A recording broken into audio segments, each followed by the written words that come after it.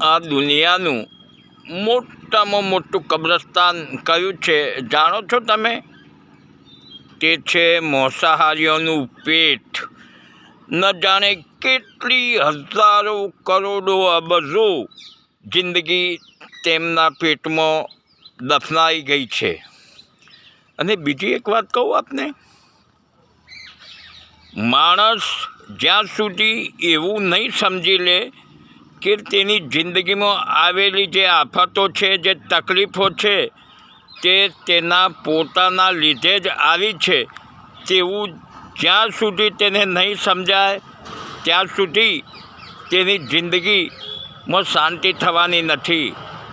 માટે માણસે સમજી જવું જોઈએ કે આપણી ભૂલોના લીધે જ આપણી જિંદગીમાં તકલીફો આવે છે.